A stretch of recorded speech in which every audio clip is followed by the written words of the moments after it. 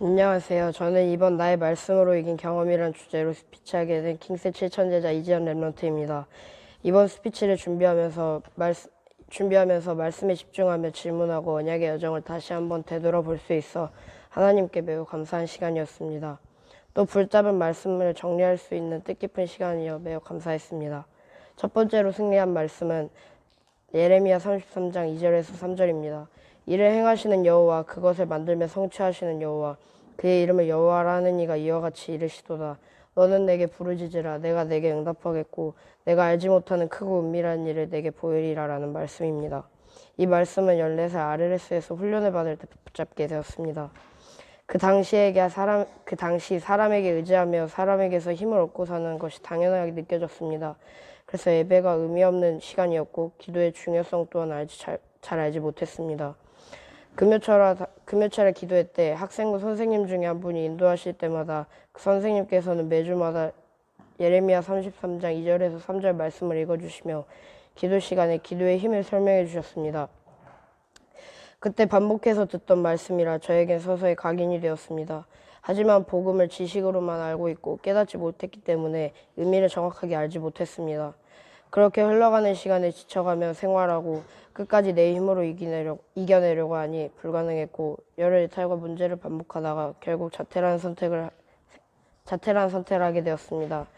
금요철회 시작 전에 질문을 해보았습니다. 진심을 다해서 마지막으로 기도하려고 했습니다. 그랬더니 하나님께서는 말씀 시간에 졸지 않고 말씀을 듣게 해주셨고 말씀에서는 그대로 그 당시 저의 상태와 문제를 그대로 나타내셨습니다. 그리고 해결책 또한 메시지에서 말씀하셨습니다.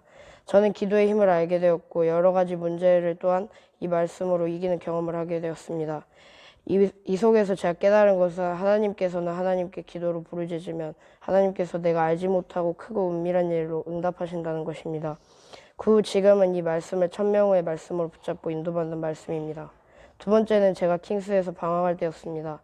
계속해서 반복되는 일상에 지쳐 포기하려고 했습니다.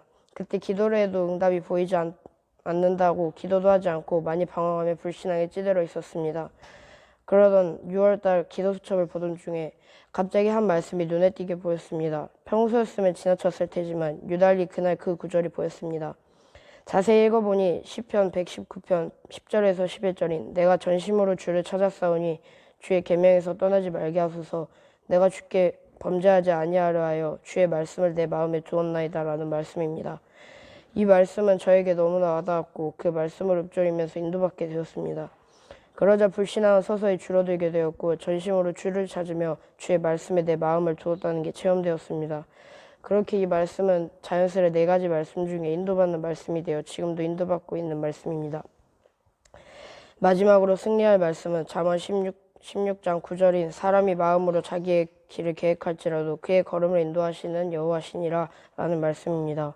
이 말씀을 승리할 말씀으로 붙잡게 된 이유는 제가 킹스에 다닐 때 잠언 필사를 할 때 손으로 기록을 하다 보니 한 글자 하나하나가 머릿속에 떠올라졌습니다. 이 구절을 쓸 때 아무리 계획을 세우고 준비해도 언약의 여정을 인도하시는 이는 하나님이시라는 게 크게 깨달아졌습니다. 지금 생각을 해보면 여기 킹스에 오게 된 것도 계획하지 않고 예상하지 못한 일이었지만 훈련을 받고 있는 것을 보면 진정 말씀이 인도하시는 게 느껴지는 것이었습니다.